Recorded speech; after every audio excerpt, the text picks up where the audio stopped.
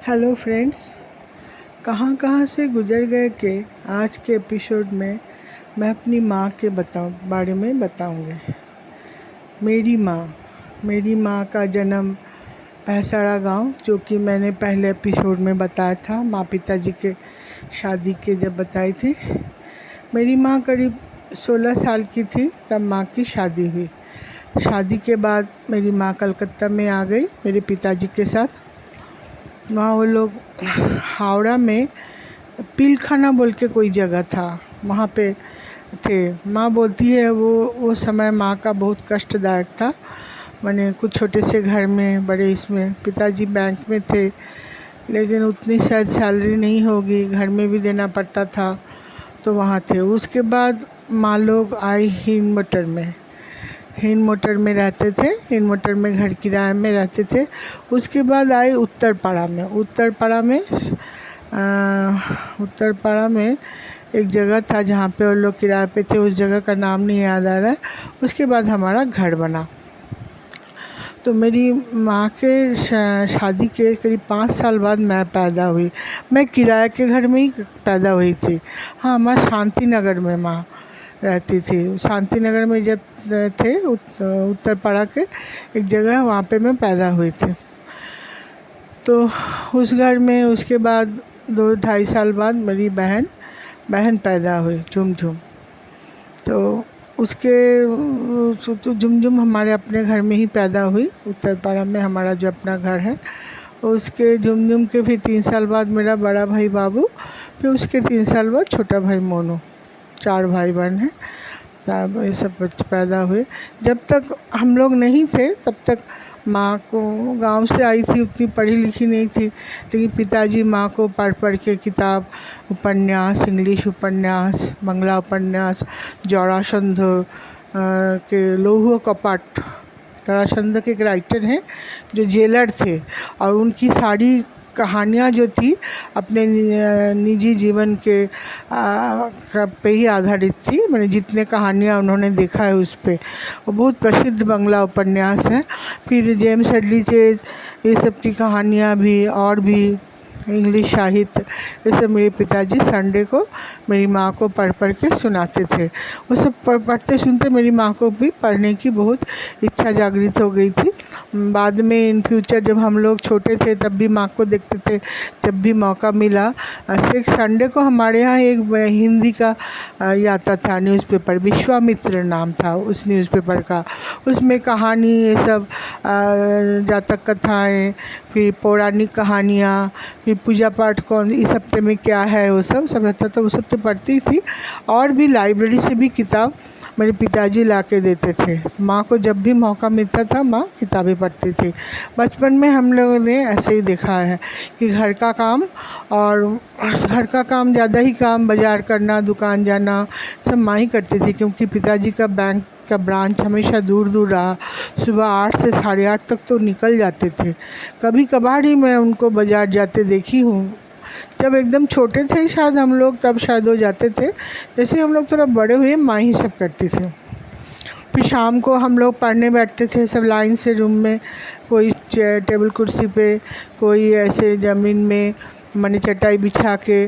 4 भाई, पहले तो हम और झुमझुम पढ़ते थे, पहले मैं अकेले, फिर हम और झुमझुम, फिर बाबू, फिर मोनू।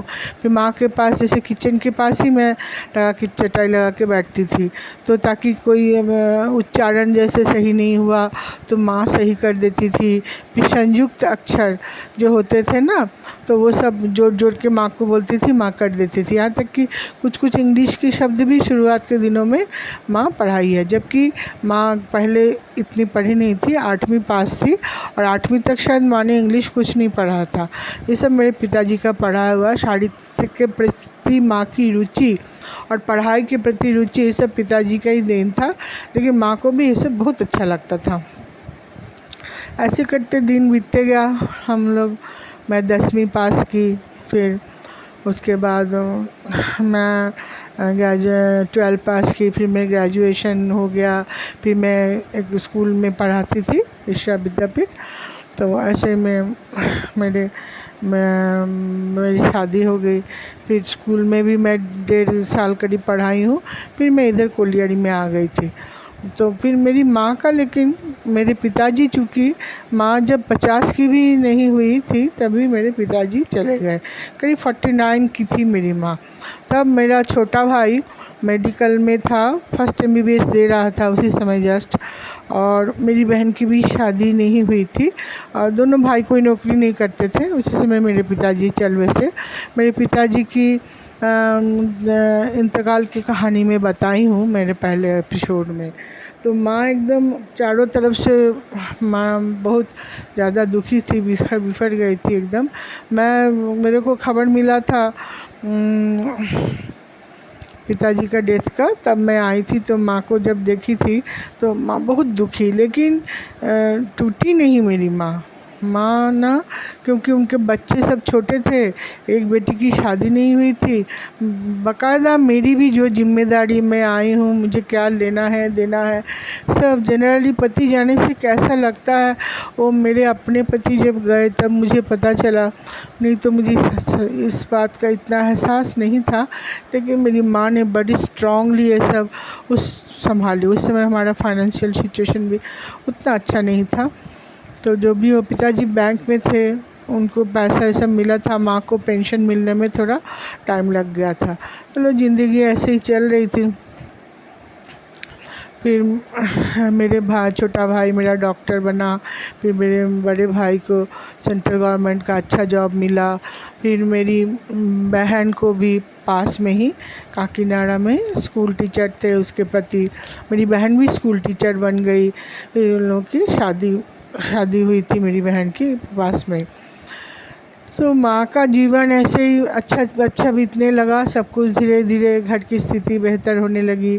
हम लोग इतने 6 जन से एक एक कट के घटते गए। पिताजी चले गए, फिर मैं चली गई वहाँ से, फिर बहन की शादी हो गई, बहन चली गई, फिर माँ, दोनों भाई और मेरी भाई की पत्नी रहते थे।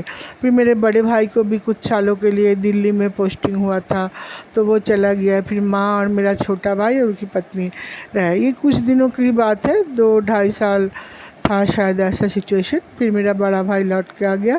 फिर मेरी माँ, मेरा बड़ा भाई, फिर मेरा छोटा भाई जो कि डॉक्टर बन चुका था, और उसकी पत्नी, अच्छे से वो लोग रहते थे वहाँ पे। माँ का एक आदत था, सुबह उठते ही गंगा नहाने जाना। माँ करीब 4:30 बजे रोज़ उठ जाती थी।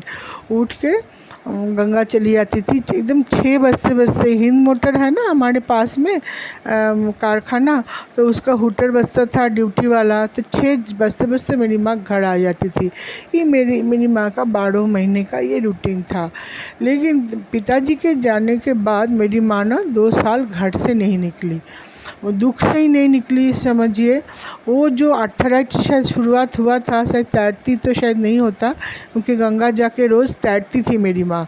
मेरी माँ का एक टीम था, जिस टीम में 16 साल से लेके 50-55 साल की औरतें थी। कुछ 12-13 जन का टीम था। वो लोग माने तैरते तैरते गंगा के उस पार दक्षिणेश्वर तक भी कभी कभी चले जाते थे। ऐसे तो नहीं तो बीच से तैर के रोज़ आते थे, और बहुत अच्छा माहौल था। माँ, जब भी माँ के साथ गंगा गई हूँ ना, जब भी आती थी अपने कोलियरी से माँ के पास, तो कभी कभी मैं अपने बेटे को लेके भी गई हूँ। मेरा बेटा सब सनराइज ये सब का फ़ोटो खींचता था। मैं भी बहुत देर बैठी रहती थी गंगा किनारे। सुबह का समय, सब कोई नहा रहे हैं, कोई नहा के उठ के मंत्र पढ़ रहे हैं। बहुत ही सुंदर माहौल, वो मंद मंद हवा बहती थी, गंगा की पानी का वो कलकल आवाज़, बहुत ही खूबसूरत आवाज़। फिर माँ जब तक तैर के आती थी तब तक हम बैठे रहते थे। फिर बाद में मैं भी नहाती थी। नहा के फिर माँ उठती थी। नहाने के बाद फिर गंगा घाट में ही एक शिव मंदिर थे, शिवलिंग थे, ओपन था, उसमें जल चढ़ाना। फिर थोड़ी दूर आके राधा कृष्ण जी की मंदिर, वहाँ पे फिर थोड़ा पूजा करके फिर माँ घर आती थी। ये माँ का रोज़ का रूटीन था। ये मैंने एक बार 2 बार नहीं, जितनी बार मैं जाती थी, एक बार जाती ज़रूर थी गंगा। तो ये देखी थी, तो बड़ा ही अच्छा दिन माँ का बीतता था। लेकिन पिताजी के जाने के बाद माँ जो 2 साल घर से निकली नहीं, माँ का आर्थराइटिस का प्रॉब्लम हो गया। और आर्थराइटिस का प्रॉब्लम ना धीरे धीरे बढ़ते ही रहा। बढ़ते बढ़ते मेरे भाई ने इलाज तो कराया था, लेकिन एक बार क्या हुआ, मेरी माँ बाथरूम में गिर गई। गिरने के बाद फिर माँ की ना रीढ़ की हड्डी में कुछ क्रैक आ गया। फिर माँ का ऑपरेशन हुआ। उस ऑपरेशन के टाइम में मैं अकेली ही गई थी कलकत्ता, ये कोलियरी से। तब हम लोग चिरमिरी में थे, बेटा मेरा इंजीनियरिंग कर रहा था, तो मैं अकेले गई थी माँ के पास। माँ का ऑपरेशन के टाइम में मैं थी। फिर माँ थोड़ी ठीक होके घर आई तो लेकिन 2 साल बेड रिडन थी। एकदम लगता नहीं था माँ उठ के बैठेगी। लेकिन फिजियोथेरेपी कहिए, ईश्वर का आशीर्वाद कहिए, माँ का पॉजिटिव थिंकिंग और जीने की चाह, तो माँ ठीक हुई हमारी। 2 साल बाद धीरे धीरे मेरी माँ उठी, बैठी, फिर वॉकर लेके माँ चली। मैं तो साल के में 1 बार या 2 बार जाती थी। माँ का ये सब इम्प्रूवमेंट कैसे कैसे धीरे धीरे हुआ मैं नहीं जानती, लेकिन हर बार जाके मैंने माँ को पॉजिटिव देखा। आखिरी में मेरी माँ अच्छा चलती थी, वॉकर लेके गाड़ी में भी बैठा के मेरा भाई दुर्गा पूजा के टाइम के ले जाता था। वो सब माँ जाती थी ठाकुर देखने, दक्षिणेश्वर ले जाता था ये सब। लेकिन माँ को एक जगह इतनी काम की थी ना, और इतना अच्छा खाना बनाती थी मेरी माँ। मेरे भाई लोग ना बीच में ट्यूशन भी पढ़ाते थे, तो उनके दोस्त आते थे, फिर बच्चे जो स्टूडेंट्स थे, हमारे घर में कुछ भी अच्छा बनता था। जैसे मेरी माँ अच्छा डोसा बनाती थी, फिर पूरी आलू दम, घर में कुछ भी किसी का बर्थडे है कुछ है, सबको खिलाना। माँ को लोगों को खिलाना बहुत पसंद था। हमारे यहाँ जब भी सत्यनारायण कथा होता था ना, तो जितने लोग आते थे सब खाना खा के जाते थे। लोगों को खिलाने में मेरी माँ को जो खुशी मिलती थी मैं बता नहीं सकती। वो बहुत ही सहृदय औरत थी।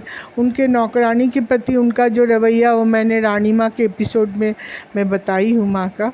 बहुत ही अच्छी नेक औरत थी, बहुत simple living and high thinking जो है ना, वो मेरी माँ के साथ जोड़ दिया जाए तो बहुत अच्छे से बेचारी ने जीवन बिताया, अपना सफल ज़िंदगी कहिए।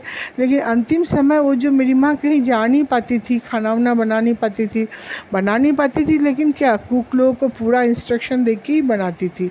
एक जगह बैठे रहना, सब बाहर आ रहे जा रहे, उन्हीं के सामने देखना, वो कैसा लगता, वो थोड़ा थोड़ा अभी मैं महसूस करने लगी हूँ कि माँ को दुख था। और मेरी माँ को एक दुख और था, मेरे बड़े भाई ने शादी नहीं की। तो माँ को ये लगता था शादी हो जाए तो एक पार्टनर मिल जाए, तो आदमी लगता है कि वो दोनों एक दूसरे का ख्याल रखेंगे। एक्चुअली ऐसा हमेशा होता नहीं है। मेरा भाई वैसे खुशी है, उसको कोई दुख तकलीफ़ तो देख के लगता नहीं है। हम लोग ज़रूर सोचते हैं कि बेचारा, लेकिन शायद माँ को बहुत दुख था इस बात का। तो जिस बार मेरी माँ 2014 में 2014 में मैं एक बार ऐसे जून के महीने में गई थी कलकत्ता। उस साल मेरा बेटा उस समय बॉम्बे में था, जॉब में था। तो हम लोग गए थे, तो ये बात थी नानी के यहाँ रुकेंगे, मेरा बेटा फिर वहाँ से सीधा फ़्लाइट से चला जाएगा बॉम्बे। तो गए, माँ से मिला। मेरा बेटा नानी से बहुत जुड़ा हुआ है, क्योंकि बचपन में कुछ दिन नानी ही पाली थी उसको, तो उससे बहुत अच्छा था। नानी के साथ उसका बहुत ज़्यादा लगाव था। छोटे में तो नानी को ही माँ भी बोलता था, मुझे तो दीदी बोलता था। तो जिस बार लास्ट बार माँ से हम लोग मिले, हम गए माँ से अच्छे से मिले, पूरा करके आए। लेकिन जिस दिन मैं वहाँ से निकली ना, तो मेरी माँ खिड़की से ना ऐसे मुड़ के, हम लोग को जब रिक्शा पे बैठते हैं, हम लोग का ना गली के अंदर घर है, तो वहाँ से निकल के गाड़ी जो है बाहर खड़ी रहती है। तो मेरे को भी पैर में थोड़ा थोड़ा तकलीफ़ था, तो मैं ना रिक्शा में बैठ के ऐसे देखी, तो माँ मुड़ के देख रही थी। पता नहीं क्यों, ईश्वर का ये सब संकेत होता है क्या। माँ जो ऐसे मुड़ के मुझे देख रही थी, माँ की आंखों में एकदम उदासी झलक रहा था। 1 मिनट के लिए मेरे मन में आया, कहीं ये मेरा आखिरी दर्शन तो नहीं है। और सच पूछे तो ऐसा ही हुआ। मैं वहाँ जब उस समय मेरे पति सुहागपुर में पोस्टेड थे, जो कि MP में है, अनूपपुर के पास। तो वहाँ पे मैं जब पहुँची, उसके सिर्फ 5 से 6 दिन हुआ होगा। एक सुबह मेरा बड़ा भाई सुबह के करीब 6:30-7 बजे फ़ोन किया करके बोला माँ अब नहीं रही। बस एक लाइन बोल के भाई रख दिया। मैं तो नींद से उठी थी, मेरे को एकदम से लगा कि क्या क्या बोला, ये मजाक तो नहीं कर रहा है, लेकिन इतना सुबह कोई मजाक करता है। तो फिर मैं जब मेरे यहाँ लैंडलाइन में फ़ोन लगाई, हमारे यहाँ काम करती थी एक लड़की, मोना नाम था उसका, 24 आवर्स रहती थी। उसको जो उसने फ़ोन उठा, ज़ोर ज़ोर से वो रोने लगी। मैं समझ गई माँ अब हम लोगों को छोड़ के चली गई। तो फिर हम तो बहुत वो हुआ, मेरे पति फिर छुट्टी उट्टी लिए, फिर मैं वहाँ आई। लेकिन भगवान का ये देखिए, माँ मेरे से भी मिल ही चुकी थी, मेरे बेटे से भी मिल ली। माँ को वही कोई तकलीफ़ नहीं था, मैंने ऐसे तो जीवन में सफल थी। सभी बच्चों को अपने अपने जगह पे माँ एकदम मजबूत खड़ा की थी। हम दोनों बहनों को माँ इतना मजबूत बनाई कि हमारे जीवन में जितने भी ऑकवर्ड सिचुएशंस आए, हम दोनों बहुत अच्छे से उसका सामना किए। और दोनों भाई तो मेरे बहुत अच्छे पोजीशन पे, बहुत अच्छा नाम सब है, सब माँ के आशीर्वाद से ही हुआ था। तो माँ का जीवन सफल ही रहा। बस जाते समय सुनी माँ को शायद 1 दिन के लिए हॉस्पिटलाइज्ड हुई थी मेरी माँ, और सुबह हॉस्पिटलाइज्ड हुई, और जिस सुबह मैंने दोपहर में दूसरे दिन शायद एकदम अर्ली मॉर्निंग माँ ख़त्म हो गई। मैंने हॉस्पिटल में गई, क्या हुआ समझ में नहीं आया। माँ को देन एंड देयर सब कुछ होता गया और चली गई। शायद उनका जाने का समय आ गया था। ऐसा ही होता है दोस्तों जीवन में, हम जो दुनिया में आते हैं, जो जाने का समय तय रहता है। हमको लगता है अचानक हुआ, दरअसल वो अचानक होता नहीं है। जिसका जब समय है वो किसके जीवन में कब कैसे आएगा वो कह नहीं सकते। उस समय मेरी माँ का आ चुका था, माँ हमारी चली गई। पिताजी तो पहले ही जा चुके थे, माँ भी चली गई। समझ सकते हैं हम लोग, मेरे को तो एकदम लगा मैं अनाथ हो गई। लेकिन सभी के माँ पिताजी किसी के नहीं रहते। पिताजी जैसे बोले थे मैन इज़ मॉर्टल, वो बात एक बार और सच हो गई मेरे जीवन में। मेरी प्यारी माँ हमसे बिछड़ के चली गई। मैं ईश्वर से प्रार्थना करूँगी मेरी माँ जहाँ भी रहे खुश रहे। वो अपने जैसी भी ज़िंदगी जी रही है, या तो भगवान के पास है या तो फिर से जन्म हुआ है। ईश्वर उनको सहायता करे ताकि वो बेहतर जीवन या बेहतर स्थिति में रह सके। आज के लिए बस इतना ही। जय हिंद।